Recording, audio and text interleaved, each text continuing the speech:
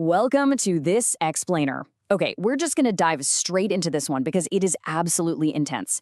Today, we're breaking down the anatomy of real-life home invasions and stalking encounters.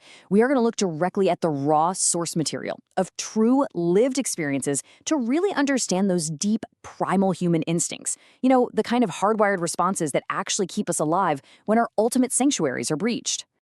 So, I want you to start by asking yourself something. What is your absolute deepest fear when you're totally isolated? Seriously, picture it. You're in the perceived safety of your own home, the doors are locked up tight, the lights are off for the night. What exactly goes through your mind when you hear a noise that just doesn't belong? Now, that quote right there, that is not dialogue from some Hollywood horror movie. That is the literal, terrifying reality experienced by a 23-year-old. And honestly, this sets the perfect stage for our analysis today. We're going to track the entire escalation of threats, starting from the tricks our own minds play on us, all the way to that split second when the danger is literally breathing right next to you. So let's start with stage one, paranoia versus reality. This is the very first stage of the threat escalation arc, the psychological terror of isolation. Take this source account, for example. We have a 30-year-old man, he's home alone in a 2-story house, and he suddenly wakes up at 1 a.m. Clear as day, he hears his sister calling his name from downstairs. So, he gets up to check, flicks on the light, and there's nobody there. But then he distinctively hears an object drop in her empty bedroom. His immediate assumption? Well, obviously his sister must be home. But the reality? He texts her the very next morning, and it turns out she was 20 miles away the entire night. The house was completely, utterly empty. So the absolutely crucial point here is how isolation actually affects the human brain.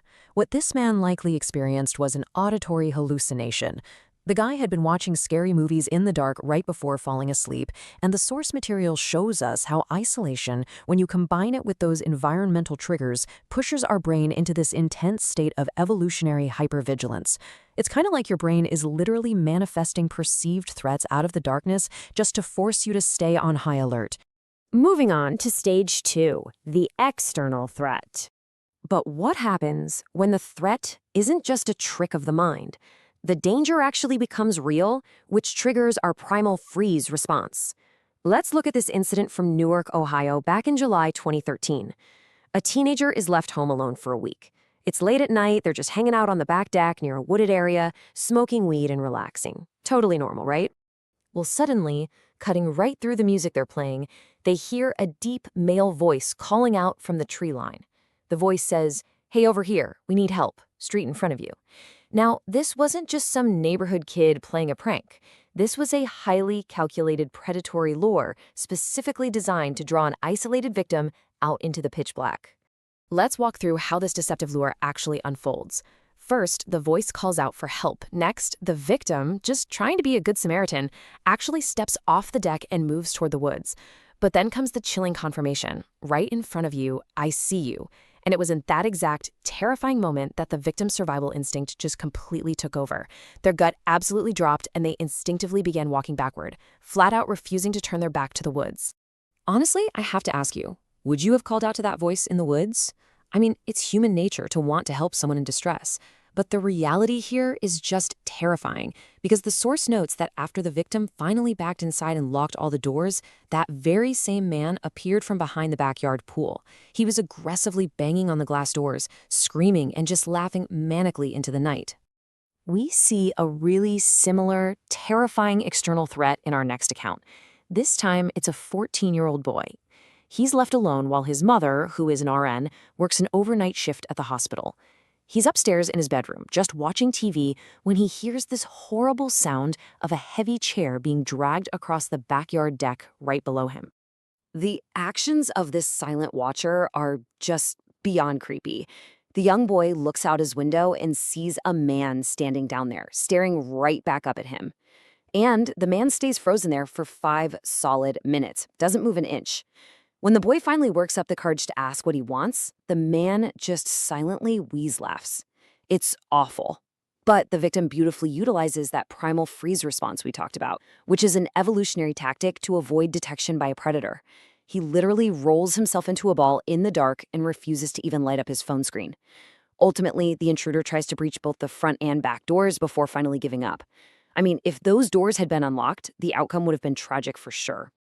Okay, let's get into stage 3, the internal breach. This is it, the final and absolutely most terrifying stage of this explainer. When physical barriers fail entirely and the threat is actively inside the house with you, the ultimate violation of sanctuary. It's past midnight. A 10-year-old boy is home alone on a Friday night because his parents had to frantically rush his older brother to the hospital with a broken leg. Suddenly, the boy hears the front door open. Naturally, he assumes it's his parents returning, so he steps out of his room, looks down over the upstairs banister, and sees 3 tall strangers just standing there in his unlit living room. You can just feel the agonizing terror this 10-year-old must have gone through. He quietly retreats and hides himself behind some boxes in his closet. And here is the timeline. His bedroom door creaks open. 5 seconds pass, and heavy footsteps approach his bed. He can literally hear them shifting his covers around. 10 more seconds pass, and the footsteps slowly move toward the closet. Then, the closet door opens. And then, just dead silence. 20 seconds. I want you to really just emphasize that number in your mind for a second. The sheer, suffocating horror of 20 seconds of dead silence. He's holding his breath, knowing the intruder is standing right there, looking in. The intruder may or may not have actually seen the crouched child before simply walking away to steal some valuables. And the kicker? In their absolute panic, the parents had rushed out to the hospital and accidentally left the front door completely unlocked. Now, let's shift gears for our final story, which goes to show that the dead of night isn't the only time we need to be vigilant. This was a daytime intrusion. We've got a 23-year-old guy. He's just outside playing basketball in his own driveway in the middle of the day. Suddenly, he glances up and spots a strange woman watching him from his own upstairs window. So he doesn't hesitate. He immediately runs inside, grabs a neighbor for backup, and they execute this frantic but incredibly thorough house clearing process. First, they sweep the upstairs bedrooms and the bathroom. Nothing. Then they clear the main floor, the living room, the kitchen. Nothing. Finally, they scour the basement and both closets down there, finding nothing but winter coats. I mean, they literally checked every single corner they could possibly think of. So his assumption was completely logical, right? Since they scour the entire house, the intruder must have slipped out the unlocked back door while he was outside getting his basketball. He felt this false sense of peace, the adrenaline wore off, and he went to sleep. But the horrifying reality?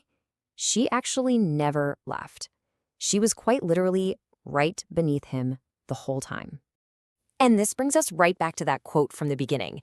This is the climax, where the primal fight instinct just violently takes over. He's drifting off to sleep with the ceiling fan whirring, and he starts hearing a strange human-like sound. He rolls over, and a woman, who later turned out to be a known local meth addict named Karen, is actively crawling out from under his bed. Pure, unadulterated survival instinct kicks in. He screams, tackles her, and rustles her to the ground, restraining her until the police arrive, getting totally caught up in the struggle. His meticulous house clearing missed the one single spot right under where he slept. And that brings us to the end of our explainer. It leaves us with this really haunting realization about how our primal instincts engage the second our sanctuary is breached. Whether it's the paranoia of the mind, freezing in the face of an unknown external threat, or literally fighting for your life inside your own bedroom, the human will to survive is just incredible. But I want to leave you with one final provocative thought to chew on. When you go around and lock your doors tonight, are you keeping the danger out, or are you actually locking yourself in with it?